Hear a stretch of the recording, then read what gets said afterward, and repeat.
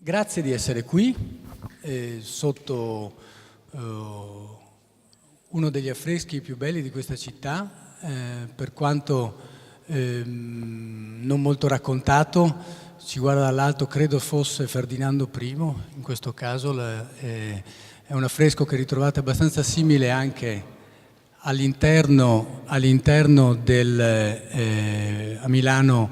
C'è un affresco di Hayez abbastanza simile a questo. Ricordo questo fatto perché a una persona come me che ha studiato qui in seminario, il cui trisavolo è sepolto al cimitero, il cui nonno nel 1936 ha ospitato per la prima volta la collezione che poi è diventata il Museo della Battaglia all'interno di una villa di cui era proprietario in centro. Insomma, tutto questo mi fa essere particolarmente emozionato di essere all'interno di questo luogo. Non speravo tanto, anche perché veniamo dopo 3 giorni in questa città in cui sempre su questi solai ha calpestato prima il nostro Presidente della Repubblica, ieri sera, se non sbaglio, Ilvo Diamanti, e insomma noi davvero non potevamo aspettare questo. Pensavamo davvero di dover parlare all'interno di una galleria chiusa, ecco, giusto per ricordarcelo, e so che tra l'altro questa mattina molte persone stanno attendendo lì e speriamo che ci raggiungano qui.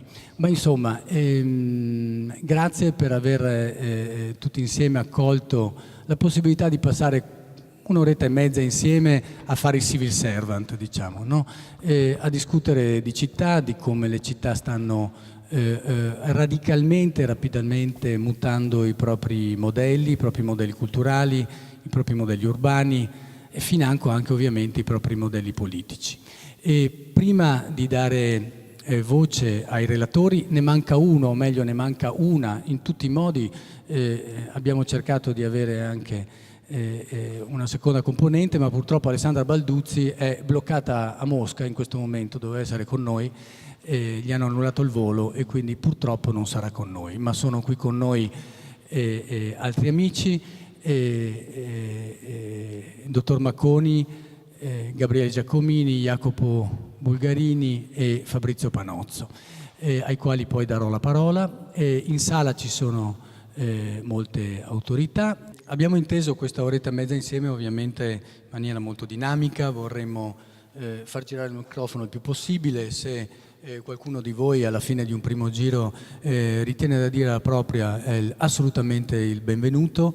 Come avete visto abbiamo spostato le sedie proprio per dare un messaggio molto chiaro da questo punto di vista. E questo messaggio si potrebbe tranquillamente applicare anche al modo di fare città oggi. Non esistono più i buoni da una parte e i cattivi dall'altra. Il soggetto pubblico da una parte e il soggetto privato dall'altra, certo hanno un ruolo diverso, ma devono concorrere spesse volte a stare entrambi dalla stessa parte del tavolo. Dicevo prima, i modelli stanno cambiando, i linguaggi stanno cambiando, no? Il termine che abbiamo dato all'incontro di questa mattina si riferisce soprattutto a questo. Se voi cercate di applicare oggi termini tutti i termini dell'urbano, ad esempio, farete molta fatica a trovare una loro attuazione reale. Siamo ad un punto di reset, di questo prima ci rendiamo conto, meglio è. Non lo dice certo il sottoscritto, ma lo dice un dibattito che ormai è assolutamente diffuso. Guardate, potremmo cambiare città, cambiare taglia di città, ma i temi ormai stanno diventando assolutamente gli stessi. Siamo al grado zero del linguaggio e di questo ne parlano dal mondo della politica al mondo dell'arte. C'è la necessità di tornare ad ibridare le cose, di creare sistemi relazionali completamente diversi. E chi in sala, non da questa parte, ma da quella parte, sta per assumere nuovi incarichi politici. Sono felice che ci siano 2 dei 4 candidati sindaci in questo momento in sala, sono felice che ci siano ex sindaci, attuali assessori, perché credo che si ritrovino abbastanza d'accordo con queste prime parole. Sono contento che ci sia Bruno Barella, al quale io personalmente devo moltissimo, con il quale stiamo facendo molte avventure in giro per l'Italia, alcune di queste direi perfino quasi quasi sovversive. Mi riferisco ad un articolo di legge che oggi appunto è legge nella nuova legge sul contenimento del consumo di suolo, che a me viene da dire nei convegni che facciamo insieme che sia un po' incubata a Vittorio Veneto, negli anni in cui facevamo alcuni esperimenti giovanili tra il 2007 e il 2013 insieme anche e soprattutto a Giancarlo Scottà. L'articolo 8 della legge sul contenimento del consumo di suolo istituisce per la prima volta in Italia gli usi temporanei dei luoghi. Allora voi potete ben capire che in un sistema urbanistico che è stato regolamentato per decine e decine di anni, con quello straordinario muro di gomma che era costituito dalle destinazioni d'uso, no? Un legislatore fissava una destinazione d'uso in un certo momento della propria storia politica e quella destinazione d'uso si scriveva come fossero le tavole della legge. Toccarla nel momento in cui la vocazione di quel luogo fosse mutata era sostanzialmente impossibile, no? Tutto questo nasceva nella stagione in cui la città sostanzialmente cresceva, l'urbanistica serviva a governare la crescita della città. Oggi non c'è più città che cresce, se non qualcuna, no? Immaginate quindi che cambio di paradigma avviene nel momento in cui si ha una strumentazione giuridica destinata alle città che crescono, nel momento in cui le città non crescono più ma devono ricrescere al proprio interno, no?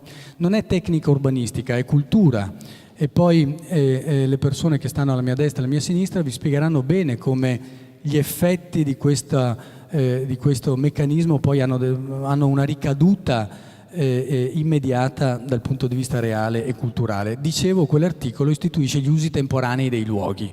Vi immaginate che cambio di paradigma può rappresentare questa cosa? Un luogo che ha una destinazione d'uso per la quale ci vorrebbe un passaggio in consiglio comunale, una variante urbanistica e quant'altro, che invece ha una vocazione immediata, spendibile, perfino culturale. Ecco che finalmente un articolo di una legge regionale consente esattamente questo. E ditemi se non è questo un grande cambio di paradigma. Insomma, la città cambia, il linguaggio cambia, cambia tutto. O siamo in grado di recepire e cavalcare questa stagione, oppure non facciamo che spaventarci, arrabbiarci, essere ancora più divisivi. E per questo motivo ho chiesto a questi 4 amici di venire a portare la propria testimonianza, perché ognuno di loro rappresenta, da ognuno di loro io ho imparato e ognuno di loro rappresenta nel proprio ambito un'eccellenza nel modo con cui hanno tenacemente scardinato i luoghi comuni. Io vorrei che questa mattina partisse ad esempio per primo Jacopo. Jacopo è stato assessore alla crescita e vice sindaco con la giunta Variati a Vicenza. Jacopo ha governato per molti anni il patrimonio palladiano della città di Vicenza, quindi un patrimonio mondiale, con una vetrina mondiale. Ma la prima cosa che ha pensato di fare è stato quello di trovare dei grimaldelli, dei meccanismi che cercassero di scardinare le letture consuete legate appunto a Palladio. E quale città può capire meglio di altre cosa significa avere un carico della storia, Vittorio Veneto, la Grande Guerra e tutto quello che ci va dietro. Dicevo, quale città meglio di questa può capire quanto a volte sia faticoso il carico della storia, no? Di solito si dice capire la storia per capire il presente, ma un grande storico ha invertito questa frase, ha detto capire il presente per capire la storia, cioè capire il presente per dotarsi di un orizzonte storico. Ecco, avrete capito che chi vi parla in questo momento, diciamo, cerca di stare più da questa parte della frase piuttosto che dalla prima, non perché non riconosca la prima, ma perché sente l'urgenza di riuscire a capire bene il presente per darsi un orizzonte storico. Prego Jacopo. Grazie Claudio, buongiorno a tutti, grazie di questo invito.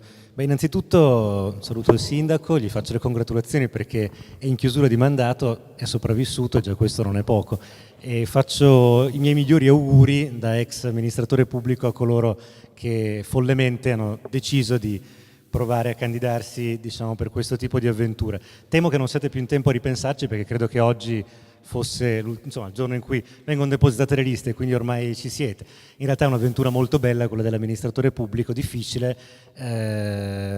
Commentavo stamattina con un altro amico, Giovanni Villa, con cui abbiamo fatto tante cose a Vicenza nel campo culturale, è qualcosa su cui si viene giudicati di solito, se si è fatto qualcosa di rilevante, a distanza di tempo, e bisogna sperare che quel detto per cui il tempo è galantuomo sia realmente veritiero, perché altrimenti se ci si limita al giudizio che emerge frettolosamente, superficialmente, nella vocazione così forsennata del nostro tempo, che consuma tutto secondo per secondo, minuto per minuto, ecco, si rischia di rimanere prigionieri dell'affanno e di perdere quella capacità di sguardo lungo che viceversa chi fa politica o ha ed esprime o non è in grado di tradurre sostanzialmente niente di quello che può anche avere di bello in testa nella dimensione del territorio che è chiamato ad amministrare. Claudio ricordava la mia esperienza come vice sindaco e assessore alla cultura, al turismo, alla comunicazione della città di Vicenza nei 5 anni passati. Noi abbiamo avuto le elezioni l'anno scorso e quindi dopo quei 5 anni sono stato, come dico io, promosso da servitore pubblico a cittadino sovrano, cosa che adesso sono tornato ad essere, e con una certa anche soddisfazione dello spirito, mettiamola così. E Claudio, bontà sua, diceva: ma Jacopo ha attuato alcune innovazioni e ha provato a scardinare alcuni luoghi comuni nel modo con cui si usa il patrimonio, si fa una cosa con il patrimonio. Questo è vero. Siccome penso che ci torneremo poi a chiacchierare, voglio adesso dare soltanto una prima battuta iniziale, oltre ad avervi salutato. Vi cito una cosa, la prima cosa che ho fatto quando nel 2013 sono diventato appunto assessore alla cultura. Noi abbiamo quel piccolo monumento che conoscete, che è la Basilica Palladiana, che è anche un monumento nazionale, oltre ad essere un monumento patrimonio mondiale dell'UNESCO, che è l'edificio simbolo insieme al Teatro Olimpico della Vicenza per appunto palladiana. Ebbene, in quel monumento, che era stato appena oggetto di un lungo, faticoso restauro, eccetera, noi abbiamo fatto un gesto, letteralmente il primo che ho fatto 3 mesi dopo essere diventato vice sindaco, che è stato un po' rivoluzionario e per alcuni iconoclasta. Ci sono alcuni che non me l'hanno ancora perdonato. Cioè abbiamo aperto quella terrazza superiore che era da decenni e decenni chiusa, se non ai tecnici o agli addetti ai lavori, l'abbiamo aperta al pubblico e ci abbiamo pure installato un bar dove si faceva l'aperitivo, dove si poteva stare la sera, dove si poteva stare la notte. Addirittura, cosa considerata ancora più oltraggiosa da alcuni, abbiamo fatto in modo, siamo arrivati poi a fare che ci fossero orari di apertura che erano sovente notturni, quindi in un monumento pubblico, Basilica Palladiana, si poteva accedere a questo livello superiore, a questa terrazza, da cui si gode di una magnifica vista. La terrazza è a ferro di cavallo, diciamo, attorno alla cupola carenata della Basilica, vista sulla città, un bar. Traduzione, un monumento pubblico aperto anche la notte, 6 giorni su 7, aperto fino a mezzanotte, venerdì e sabato fino all'1 di notte. Credo che non ce ne siano molti in Italia di monumenti pubblici con queste caratteristiche. Un luogo in cui siamo riusciti ad arrivare ad avere, fino all'anno scorso, un bilancio in attivo di gestione di quel monumento. Il comune ci guadagnava qualcosa come 150.000 euro l'anno, che non sono proprio pochi soldi, il sindaco mi capisce bene. In particolare di solito dalla gestione dei monumenti si spende in maniera drammatica. E per inciso, io non sono tra coloro che dicono che con la cultura l'ente pubblico deve guadagnare, attenzione, è una funzione politica e istituzionale fondamentale, e come l'istruzione, io non mi aspetto di guadagnare da quel che investo sulla scuola, però siccome con la cultura si può creare economia, si dovrebbe anche cercare di farlo, almeno in alcuni ambiti applicativi della cultura, della dimensione culturale, lì l'abbiamo fatto. Abbiamo dimostrato che si poteva guadagnarci, dar lavoro a un 40-50 persone l'anno che non erano dipendenti del comune, e creare, e questo è stato l'atto, diciamo, innovativo, un approccio diverso. Cosa succedeva prima per il cittadino che passava davanti alla Basilica? Intanto ci si entrava, anche prima del restauro, poco e poco spesso. Si guardava da lontano, diceva: ah, che bello, ho la Basilica a Vicenza, o questo o quest'altro luogo. A me quella logica pareva muffita. Io credo che i luoghi della cultura o sono vivi, cioè sono vissuti, sono frequentati, oppure sono destinati alla polvere, sono destinati a perdere il senso che avevano quando sono nati, come sforzo della comunità, come investimento della comunità. La Basilica era un luogo di vita civile, ha avuto tante funzioni, ma tutte civili. e l'aveva un po' smarrite. È diventato un luogo in cui il cittadino normale, non solo il turista, entrava, aveva ragione di entrare anche più volte l'anno. E uno mi dice, ma vabbè, perché ci hai messo il bar e quindi hai un po' svilito l'uso perché uno viene a farci l'aperitivo. Magnifico, ben venga. Stai entrando in un luogo che è un luogo monumentale, che è un luogo intrinsecamente culturale, che è un luogo intrinsecamente di bellezza, anche se lo fai con una ragione ludica, di puro piacere. Prendere un aperitivo, oltre al fatto che mi stai pagando un bigliettino, che è una cosa che a me fa comodo in termini di gestione, eccetera, stai entrando in un luogo bello e quell'aperitivo lo stai venendo a prendere lì anziché in un qualsiasi bar della città. E l'abbiamo trasformato in un luogo che, ad esempio, gli imprenditori, gli amministratori, chiunque volesse accogliere un ospite da fuori, ecco, l'aveva eletto a spazio, a biglietto da visita, a spazio in cui si faceva la cosa. Allora, e chiudo questa prima battuta, patrimonio, lo dico battuta perché poi avremo modo di tornarci sopra. Il patrimonio è qualcosa di straordinario, qualcosa che contraddistingue molti territori, molti enti locali italiani, purché non diventi una zavorra. E il rischio è sempre quello, l'abilità, se c'è, di chi vuol fare l'assessore, di chi vuol fare il gestore della cosa pubblica, è trasformare una potenziale zavorra in una, viceversa, opportunità di sviluppo e di crescita. Grazie Jacopo. Allora, come stiamo cominciando a capire, probabilmente ci troviamo su un crinale in cui da una parte possiamo cadere, potremmo dire, nell'amarcord culturale, no? E quindi fare sostanzialmente una contabilità del patrimonio che la storia ci ha lasciato. Potremmo cadere invece a destra, oggi il tema delle smart city, con una piccola fondazione che io ho avuto l'onore di dirigere qualche anno fa, abbiamo parlato di smart land, però questo richiamo al termine smart oggi già si sta inflazionando, no? Sembra quasi che le sole città che funzionano sono quelle che fanno sostanzialmente celodurismo tecnologico, no? Io penso invece che siamo in Italia e che abbiamo tanti altri strumenti per garantirci una crescita culturale. Antonio Macconi, che sta qui a sinistra, insieme a Filiberto Zovico, io credo siano stati gli unici che in Nord Italia, ma davvero nel panorama nazionale, in forma privata siano riusciti a montare uno strumento che sostanzialmente oggi genera una proposta annuale continuativa in gran parte delle città del nord-est. Dentro quello strumento si incubò, perché vi partecipai, quindi posso testimoniare quanto seria fosse l'iniziativa al tempo di candidare il nord-est a capitale europea della cultura, e da quel filone poi il Ministero ha preso la forza anche per poi, sulla scorta del fatto che Matera poi divenne capitale europea della cultura, nacque l'altro meccanismo, cioè la capitale italiana della cultura.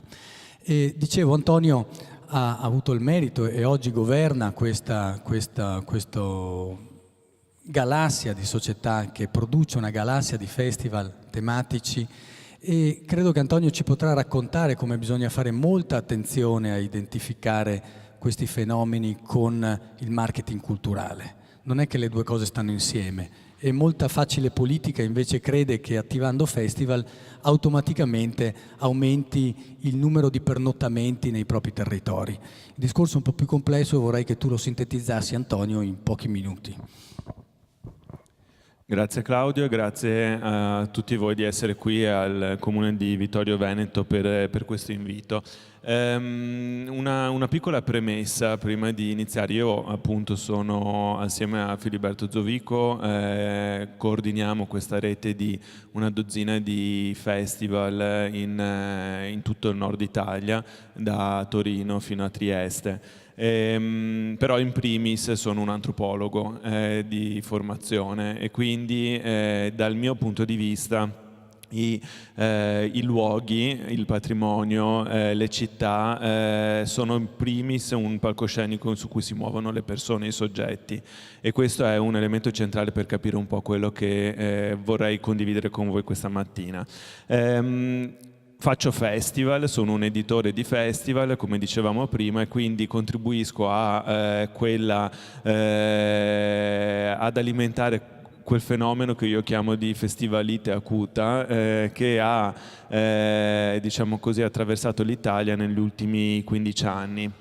Non conosco bene, non so bene quali siano le ultime statistiche, però un articolo che lessi qualche anno fa, credo 4-5 anni fa, parlava di 500 festival in Italia ogni anno. Facendo una divisione vuol dire che praticamente ogni giorno ci sono più o meno 2 o 3 festival, togliendo Natale, che potrebbe anche essere considerato un festival, togliendo Ferragosto, togliendo Pasqua e quant'altro. Insomma, comunque di fatto guardando il calendario diciamo così culturale italiano, ogni giorno c'è un'offerta culturale su cui operare una selezione di un certo livello. Perché c'è questa festivalità acuta? Una decina d'anni fa gli osservatori, gli economisti e gli opinionisti si sono resi conto che fare festival era un modo per mettere le città sulla mappa. Non c'erano 600 festival all'anno, c'erano appunto i primi esempi, i più famosi sono il Festival della Letteratura di Mantova, il Festival Filosofia di Modena, Carpi, Sarzana, Pordenone Legge, qui vicino. Sono esempi appunto di prodotti e di manifestazioni culturali che erano in grado di attirare tantissimo pubblico e di soprattutto mettere nell'arco di pochi giorni di mettere la città sulla mappa. Se voi guardate, questi festival sono tutti organizzati in città piccole o medie, mai nei grandi centri culturali o nei grandi centri del paese. Nessuno definirebbe la Biennale un festival. A Roma ci sono tanti festival, però non hanno il ruolo identitario che hanno il Festival della Filosofia di Modena o il Festival della Letteratura di Mantova, attorno a cui si riunisce veramente tutta la città, la provincia e la regione. Da lì però si è creata questa dinamica per cui soprattutto gli amministratori, chi era soggetto, atto a governare la città, ha visto nel festival la ricetta semplice per fare marketing turistico. Quindi improvvisamente quello che era un prodotto eminentemente culturale è diventato un modo per riempire i ristoranti, un modo semplice per riempire i ristoranti e gli alberghi della città. Da lì il salto successivo, da marketing culturale si è passato a marketing turistico, si arriva a marketing territoriale, quindi addirittura il festival come modo per far rinascere un territorio. La scelta che abbiamo fatto io e Filiberto Zovico qualche anno fa è stato quello appunto nel divenire editori di festival, è stato quello appunto di in un certo senso lasciare da parte questa concezione del festival, quanto più invece di pensare, puntare tantissimo l'attenzione sul festival come una sorta di ecosistema. Ogni città che partecipa, Vicenza ad esempio è una delle sedi delle nostre manifestazioni con il Festival Città Impresa, ma ogni città all'interno della nostra rete di festival ha un suo ruolo, un suo significato. Vicenza è stata scelta per parlare di territori industriali, di sviluppo di territori industriali, perché è lungo una direttrice che è quella della A4 che collega il nord-est con il resto del nord Italia, ha un ruolo all'interno di questo ecosistema. Nel costruire festival noi facciamo i registi, nel senso che proprio come i registi guidano gli attori sul palcoscenico, noi facciamo il coordinamento tra tutti quelli che sono gli attori della città e del territorio in cui la città opera. Per questo continuo a ribattere sul tema dell'ecosistema. In una città che non cresce ma che cambia, e nel cambiare è collegata necessariamente con tutte le altre città che gli stanno attorno, è assolutamente necessario che i soggetti che vi operano, gli amministratori, le università, le associazioni di categoria, le imprese, la società civile abbiano un tavolo di discussione e di riflessione per riflettere appunto su quella che è la propria identità, il proprio ruolo all'interno del sistema. Quindi fondamentalmente è questo che noi tentiamo di stimolare. È una cosa molto complessa perché solitamente ci confondono automaticamente, come dicevamo ieri con Claudio, ci confondono automaticamente come operatori pubblici, invece noi siamo un'impresa privata che collabora con i soggetti pubblici ma in maniera assolutamente soft. Nel senso che, per un breve inciso, lavoriamo allo stesso livello, le città contribuiscono ma non al budget della manifestazione, ma aprendo ad esempio spazi splendidi come ad esempio la Basilica Palladiana, il Teatro Olimpico a Vicenza, piuttosto di sedi altrettanto belle come il Teatro Verdi a Trieste. Quindi la città si investe in questo sistema di esame di coscienza quasi, se vogliamo dire, e noi stimoliamo e aiutiamo in questa direzione. Lancio, prima di concludere, un'ultima riflessione, perché in questo meccanismo che è estremamente soft, nel senso che noi facciamo girare le idee fondamentalmente, le facciamo sviluppare, le facciamo mettere insieme, il ruolo del patrimonio è assolutamente centrale. Mi piacerebbe poi avere l'opinione sia di Jacopo che di Gabriele e di Fabrizio proprio sul tema del patrimonio che e sull'emozione che il patrimonio stabilisce. Noi siamo reduci, credo non più tardi di 2 settimane fa, da questa emozione globale legata a Notre Dame, che improvvisamente tutti abbiamo visto e improvvisamente ci siamo ricordati del valore simbolico, culturale, sociale che ha quando l'abbiamo vista bruciare. Da lì ho letto una riflessione estremamente interessante di una sociologa francese che si chiama Nathalie Heinick, proprio sulla fabbrica del patrimonio e sull'emozione del patrimonio. Mi piacerebbe che da operatori pubblici e da analisti e studiosi della materia, mi piacerebbe avere una riflessione su questo. Grazie intanto. Grazie Antonio. E come avete capito, Antonio ha cominciato a introdurre un secondo tema, cioè, o meglio il secondo punto di vista, il punto di vista del privato rispetto al soggetto pubblico, no? Questa città, ad esempio, come sappiamo, è la città dei 3 centri. Il presidente è stato portato l'altro ieri, prima nel centro novecentesco, poi a Serravalle, poi a Ceneda.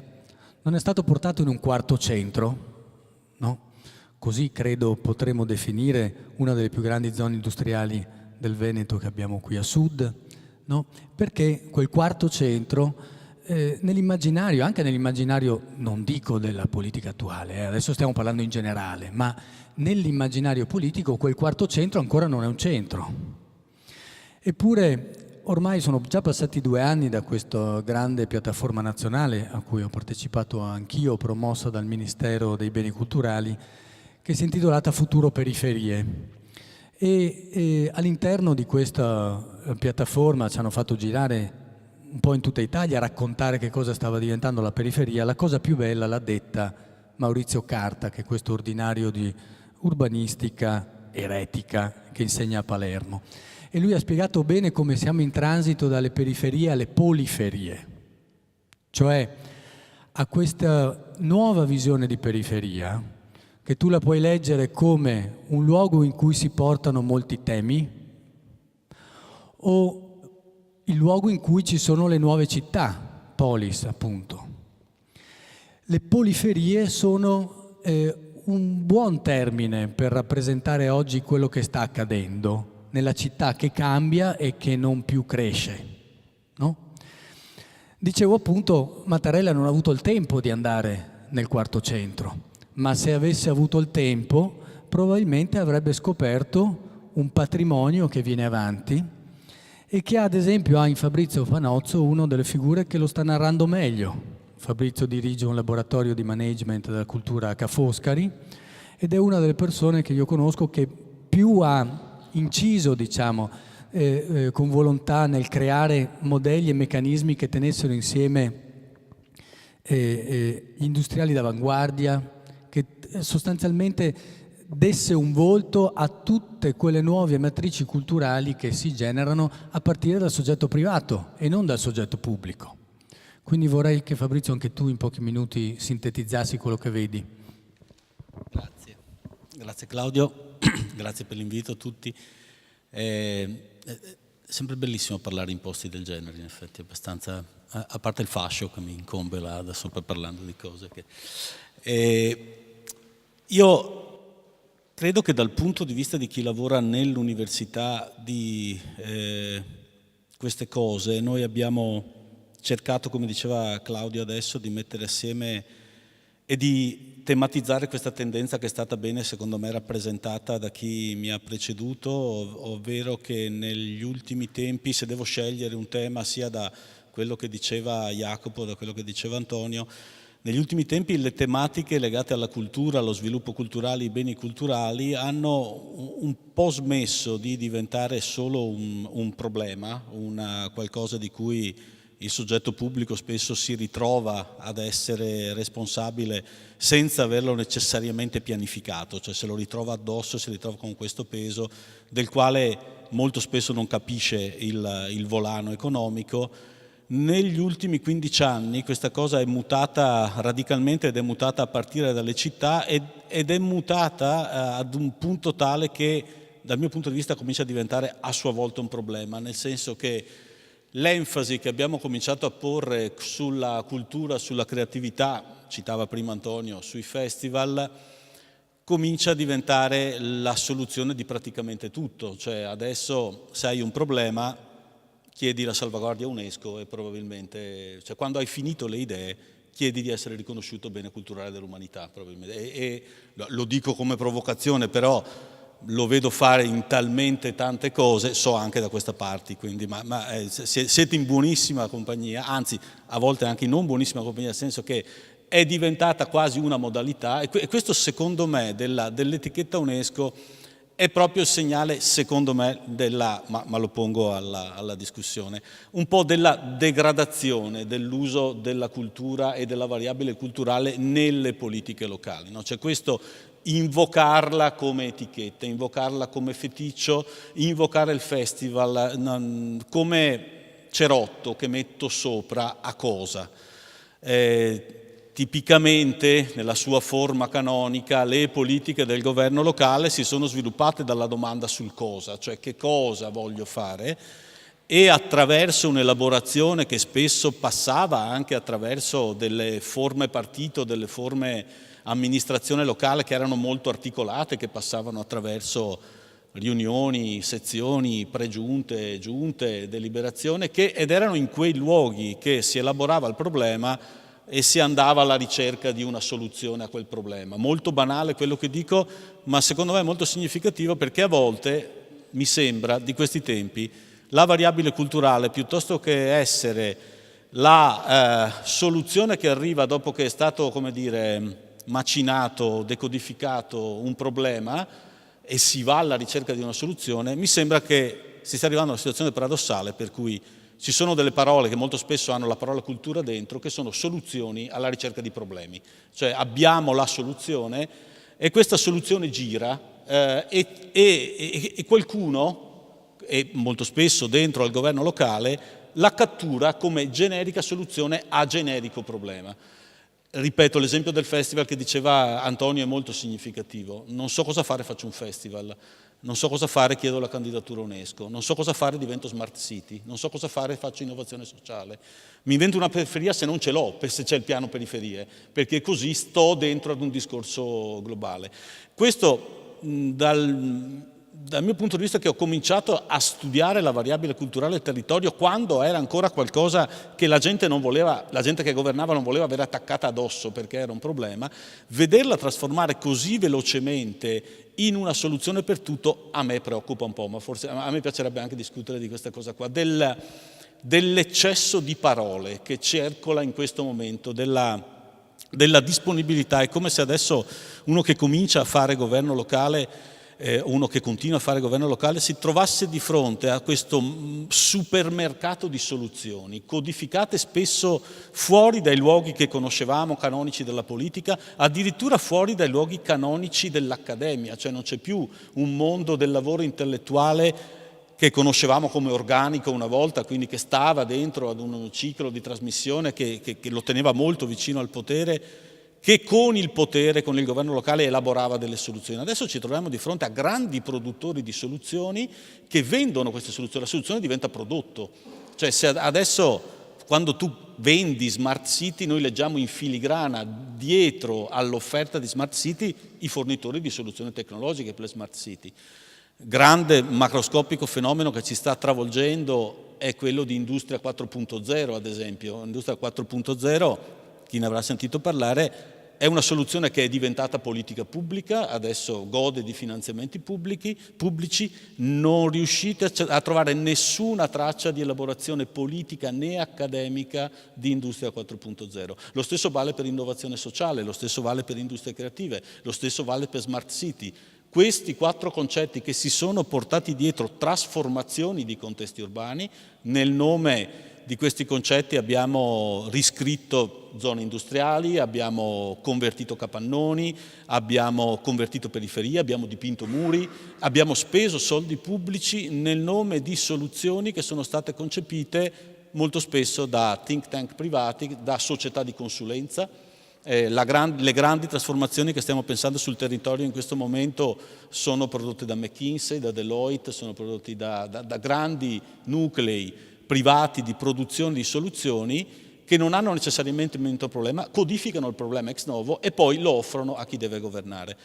Ecco, se io in questo momento mi candidassi a governare, vedrei questo ecosistema concettuale, no? Nel quale, ideologico proprio in senso primario, nel quale sono immerso come qualcosa del quale preoccuparmi, cioè quanto la mia azione di governo sarà azione di governo, lo dico tra virgolette, autentica, cioè a partire da una riflessione sull'artefatto, sul bene, con quello che fa Jacopo con la basilica, ti trovi lì questo oggetto e cosa ci faccio e comincio a pensare e trovo una soluzione che non mi viene dettata, cioè non vado ad un convegno e mi dicono fa bar sulle terrazze, però vi assicuro molto spesso il governante attuale va a convegni in cui gli dicono fa questo e questa è la tua politica.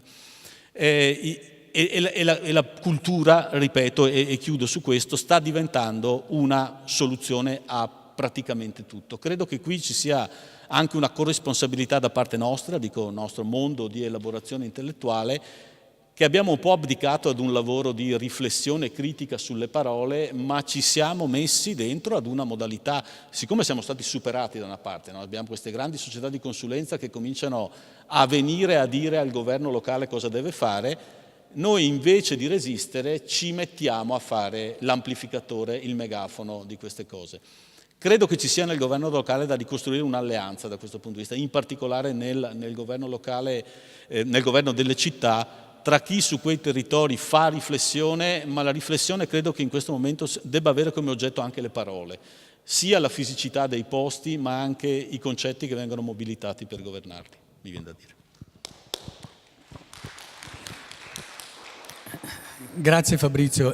Fabrizio quindi è tornato sul concetto, direi perfino di sartoria culturale, alla quale dovremmo abituarci un po' di più. Non esiste un supermercato delle cose che tu compri e attui, esiste un modello sartoriale in cui tu leggi in filigrana le cose e cerchi di proporre qualcosa di fortemente relazionate. Capite quanto questo è distinto e distante da un modello che ha agito fino a qualche anno fa. Aldo Bonomi, se fosse qui, vi parlerebbe del grande transito che stiamo vivendo da uno schema fisso che era capitale lavoro, lo Stato in mezzo, no? Ad un altro modello territorialista, più analitico, più relazionale, in cui appunto le cose cominciano a sovrapporsi, a sommarsi. Siamo ad esempio al grado zero della disintermediazione delle cose. I soggetti intermedi che hanno regolato il rapporto tra città e campagna, tra popolo e classe dirigente, tutti quei soggetti intermedi sono in crisi. E ad esempio Gabriele Giacomini su questo ha una grande competenza, vi invito a guardare il suo TED di qualche mese fa, no? In cui sintetizza con quella bellissima formula che è il TEDx, che credo conoscerete, le sue riflessioni analitiche. Ed anche questo suo libro, dal titolo se non sbaglio Potere Digitale, nel quale esplica ancora meglio il suo ragionamento appunto su questa stagione che stiamo vivendo di totale disintermediazione, come se fossimo tornati a una stagione cubista in cui scomponiamo le cose, dobbiamo trovare un processo con cui le ricomponiamo, dargli una forma estetica perfino. Quindi a te la sintesi, diciamo, di questo primo giro di tavolo. Innanzitutto, buongiorno a tutti, innanzitutto grazie per l'invito, è un gran piacere veramente essere qui per me e complimenti anche per la scelta del tema, che è un tema coraggioso e al tempo stesso raffinato. Io ho avuto anche l'onore qualche tempo fa di essere assessore all'innovazione del Comune di Udine e devo dire che la sfida mi sembra sia quella di fare in modo che l'innovazione non sia vuoto nuovismo, ma sia invece innovazione sostanziale. E devo dire che spesso anche i temi e le parole che utilizziamo non è che ci aiutino poi così tanto a cogliere questa sfida.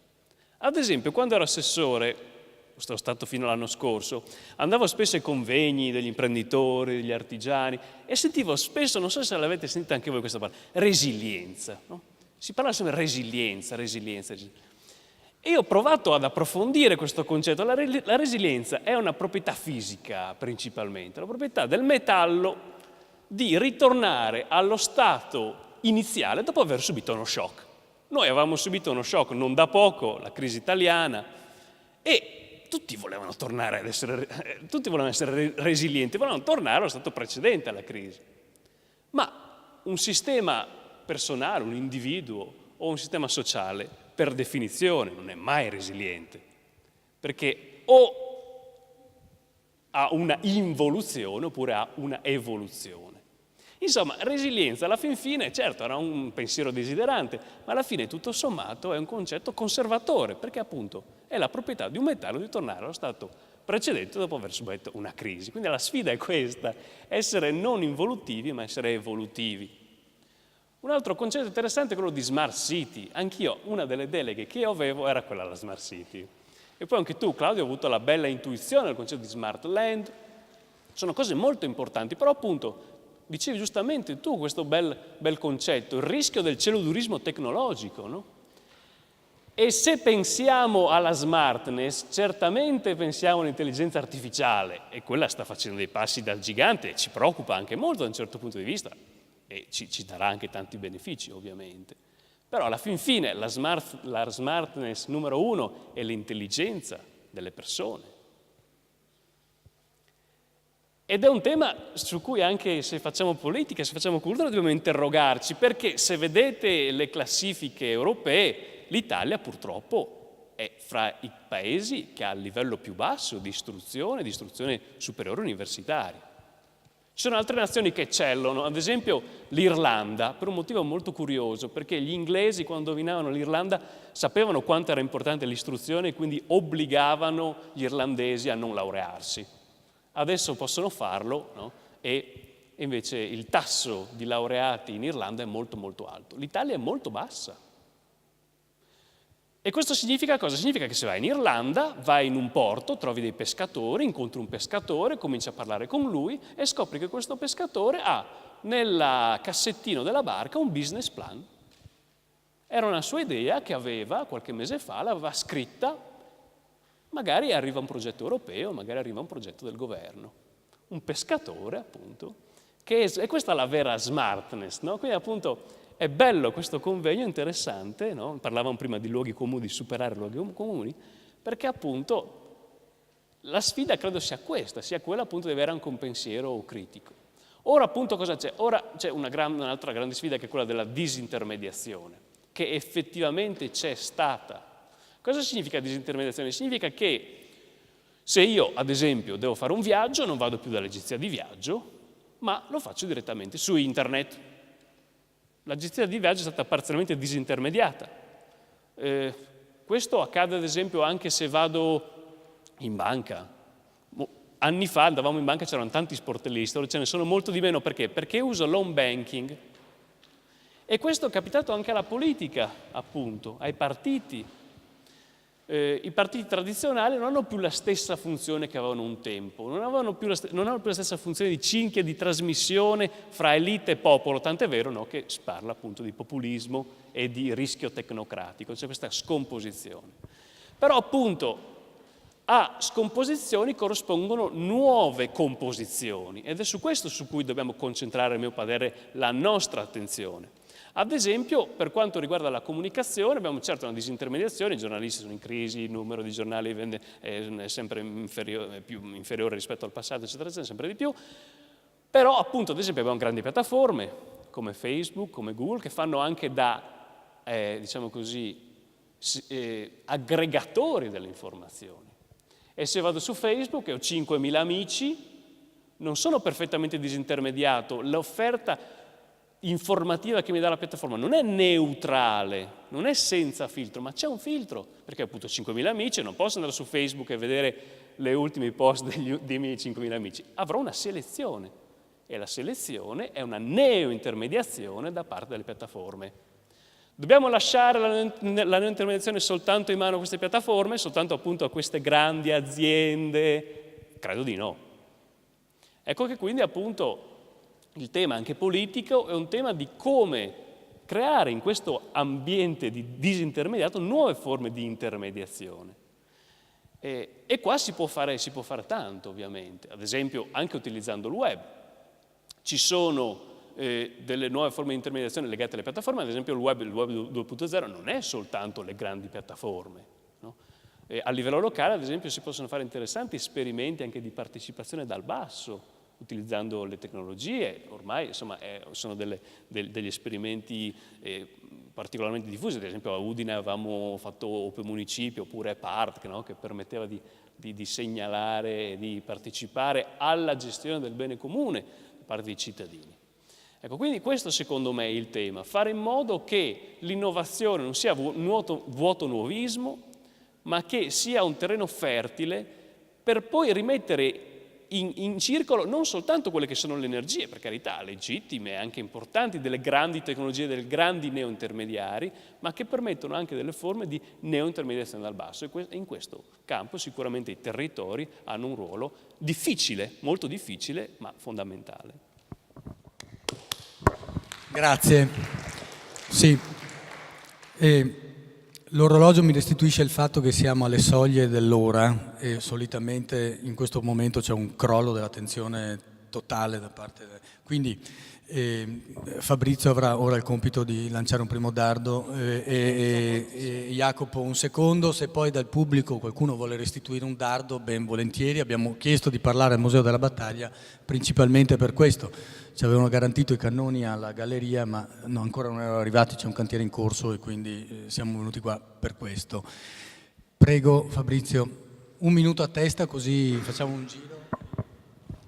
Sì, volevo riagganciarmi a questo discorso sull'uso delle tecnologie per la partecipazione, quindi per il governo, l'uso della categoria dal basso e dall'alto, per usare quello che è appena stato detto come esempio, secondo me, di come non si deve ragionare, nel senso che queste tecnologie e la loro disponibilità per fare quello che è appena stato detto ce l'abbiamo da 10 anni. È da 10 anni che ci ripetiamo quello che abbiamo appena sentito.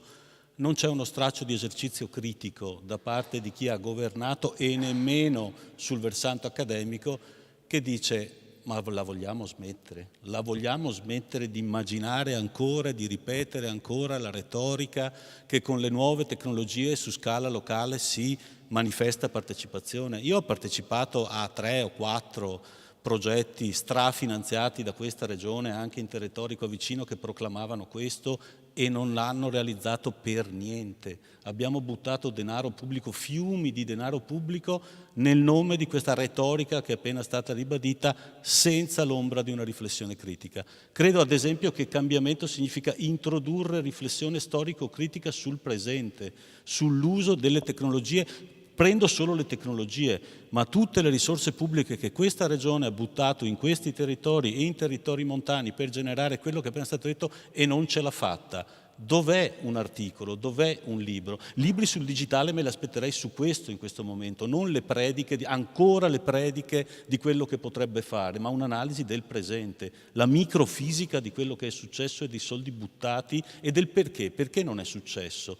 Perché queste mitiche app che segnalano le buche poi non hanno generato vero senso civico e partecipazione come l'avremmo voluta? Ancora non avremo la risposta, non abbiamo la risposta, ripeto, responsabili noi del mondo intellettuale, che invece di andare a analizzare questo fenomeno lanciamo altre lauree in digital management, come sta facendo la mia università, senza nessuna riflessione sull'uso.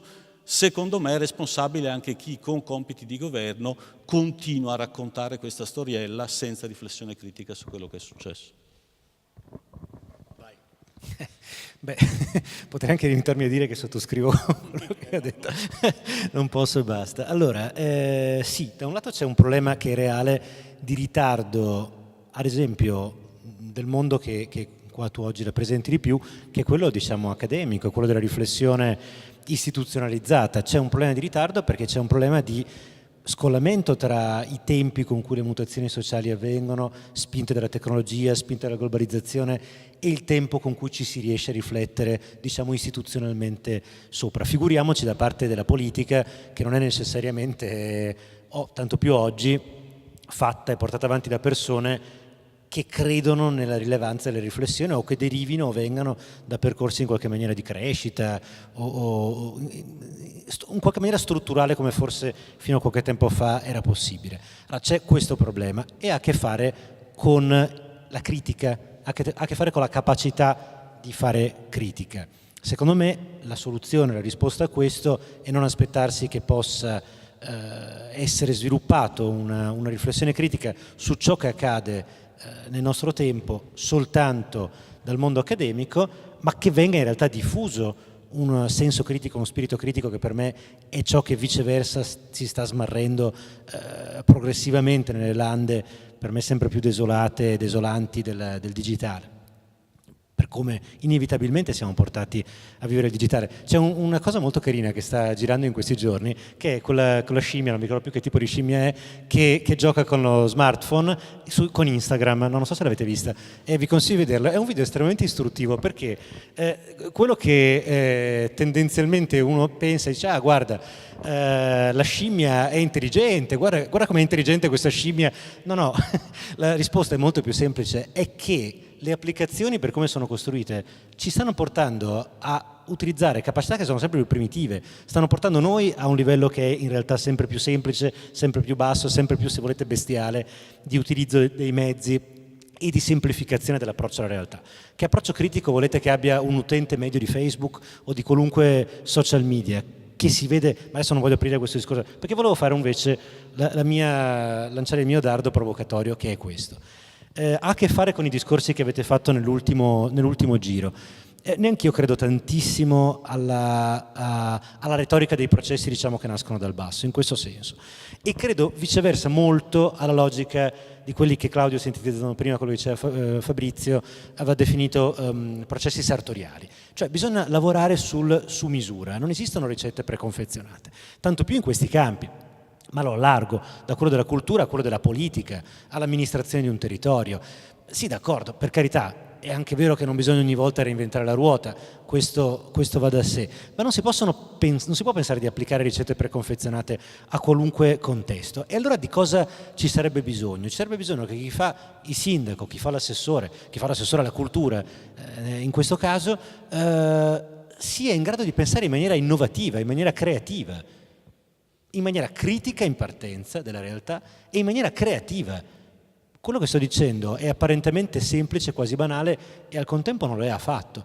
Io preferisco un amministratore che sbaglia, che può sbagliare anche in maniera robusta, ma che sia capace di portare un pensiero innovativo, che attui, che magari scateni una reazione anche violenta da parte di altre frange della società, della politica, rispetto all'amministratore che porta avanti le cose così come devono essere fatte, o a quegli amministratori che si appoggiano a quelle terrificanti consorterie che in Italia sono uno dei grandissimi freni che noi abbiamo. E non parlo soltanto facile, che ne so, dei organi deputati a sovrintendenza. Prima abbiamo citato l'UNESCO, un bellissimo terreno se vogliamo poi tornarci per un ultimo giro, divertente, perché è vero che è un alibi, è vero che è una scusa, eccetera, per non fare, per non innovare, per non avere audacia di pensiero.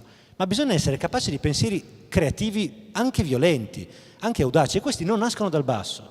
Mi spiace, io non la penso così.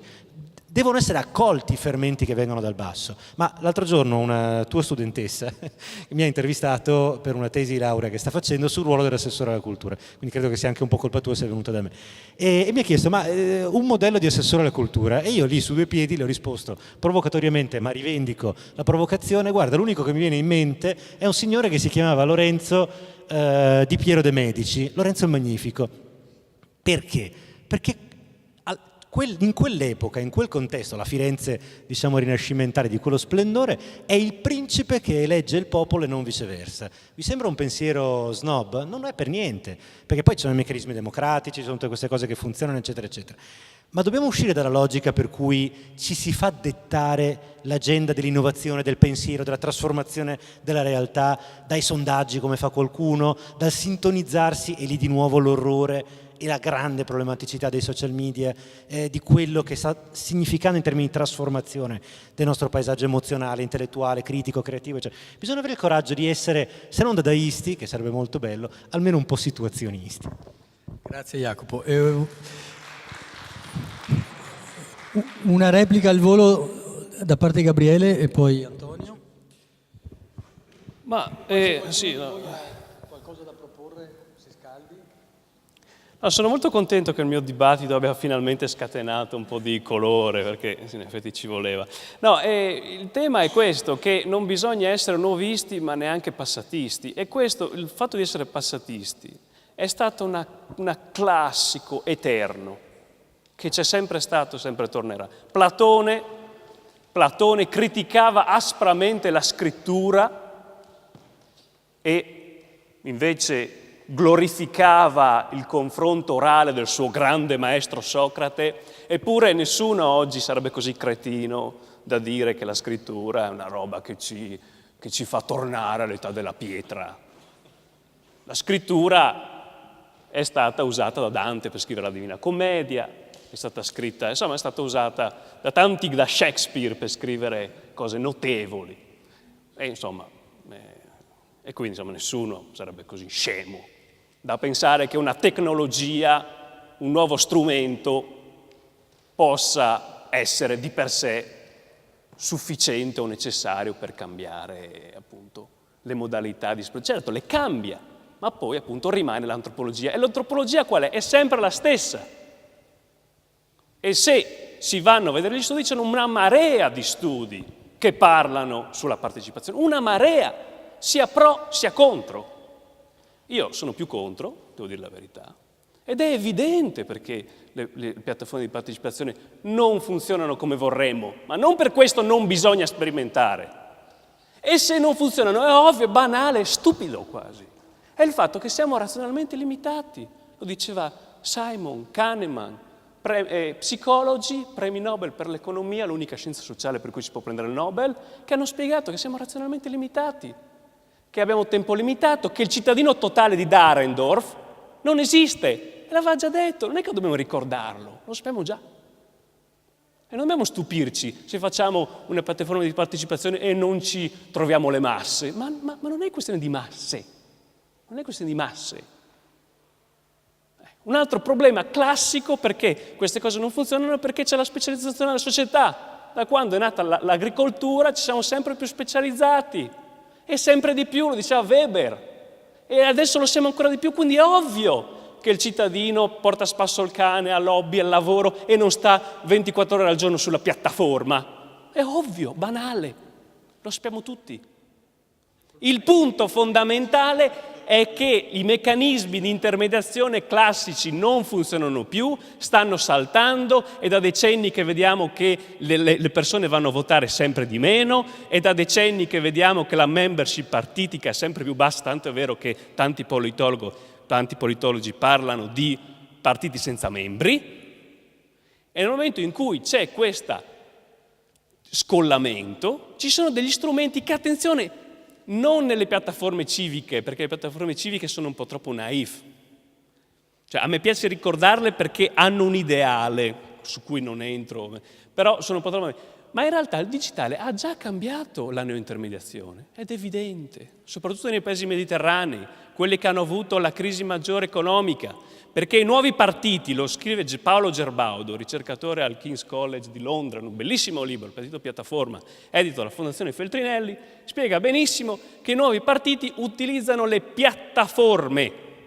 Possiamo criticare, dire che è tutto sbagliato, io sono molto critico, ad esempio, però il partito Podemos e il partito 5 Stelle sono partiti che, sì, certo, quando si candidano i loro membri hanno pochi voti, quasi meno rispetto ad un vice sindaco di una città come Udine o Vicenza. Però ci accorgiamo che i nuovi partiti sono partiti che nella loro organizzazione utilizzano le piattaforme. Partecipa Podemos, Rousseau, Movimento 5 Stelle, e anche i partiti tradizionali. Obama, ad esempio, Obama è venuto fuori da outsider utilizzando pesantemente piattaforme di partecipazione per avere fondi, e ha vinto grazie a questo. Quindi, insomma, attenzione, ecco, e attenzione a fare di tutto l'erba un fascio, e come faceva un po' Platone, quindi ci sono stati grandi, quindi insomma non è un'offesa, perché Platone è il più grande filosofo occidentale, quindi di non fare così e di non essere superficiali.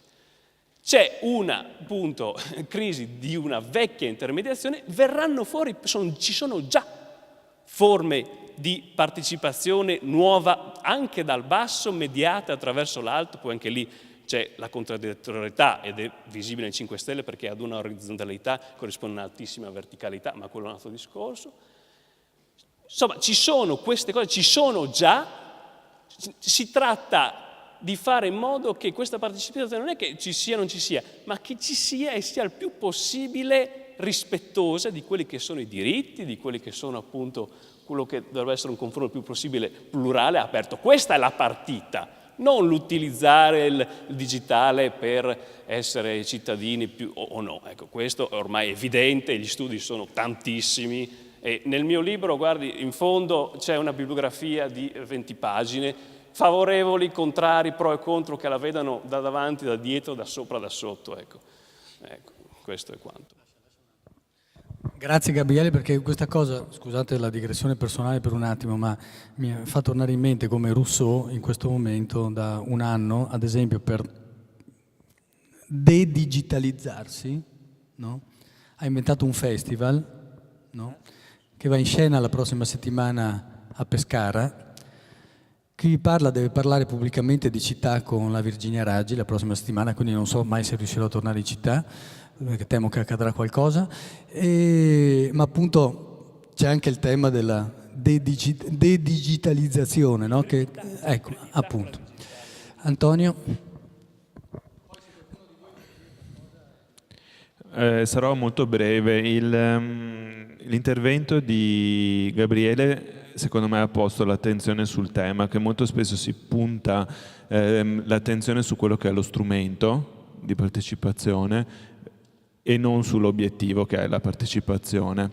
Il successo, tra virgolette, dei festival, oppure il successo o il fatto stesso che Rousseau decida di fare un festival e quindi di passare dal virtuale al fisico, è proprio per interpretare, a mio avviso, una necessità, che sia dal basso o dall'alto, non importa, ma comunque una necessità di mettere assieme le persone e farle confrontare. L'obiettivo però è che la partecipazione serve a dare una direzione verso cui le città vanno, e molto spesso invece questo appunto riprendendo il discorso anche di Gabriele e di Fabrizio, viene lasciato in disparte. Soprattutto quando si parla, abbiamo chiamato l'UNESCO in causa, allora lì la direzione è faccio una città fossile, perché l'UNESCO non fa altro che fossilizzare la città. Nel momento in cui si ha il titolo di patrimonio mondiale dell'umanità deve rimanere, la pompeizzazione la chiamo, rimane lì così come se fosse arrivata l'eruzione vulcanica. L'altra direzione, potrei usare un termine volgare simile a celodurismo, ma non lo uso, è fare i fuochi d'artificio, e quindi il titolo. La capitale europea, negli ultimi 4 anni sono venute fuori capitali europee di qualsiasi cosa, la capitale europea della scienza, del volontariato, della storia, della grande guerra, dello sport, della cultura.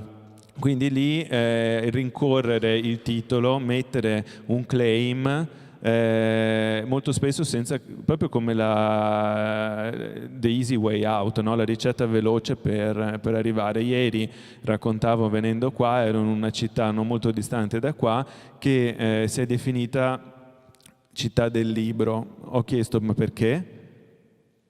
E non lo sappiamo. E io stavo ancora, no, minuscola, però io mi immaginavo già che, come raccontavo, fossero stati inventati caratteri mobili, qualcosa della stampa. Niente, a un certo punto hanno deciso, 30 anni fa, 40 anni fa, che sarebbe diventata la città del libro, senza che ci fosse un contesto dietro, una storia, una tradizione, un personaggio, un autore famoso o qualcosa che giustificasse il titolo. Ho un futuro certo verso cui investire. Allora, il tema principale è che in un momento in cui bisogna riorientarsi, cioè proprio ritrovare i punti cardinali, bisogna innanzitutto creare gli spazi che non sono luoghi fisici, ma ovviamente a voi è cosa nota, però per chi è in sala, appunto, lo spazio come luogo di riflessione e di pensiero, che sia virtuale, fisico o quant'altro, però l'importante è che ci sia la parte di discussione, questo. Grazie Antonio.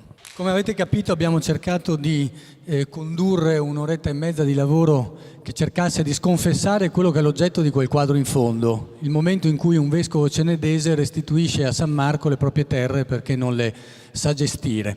L'evento è stato finanziato dal programma di sviluppo rurale per il Veneto 2014-2020 organizzato dal Consorzio Pro Loco delle Prealpi. Quindi grazie a loro per averci consentito di stare qui.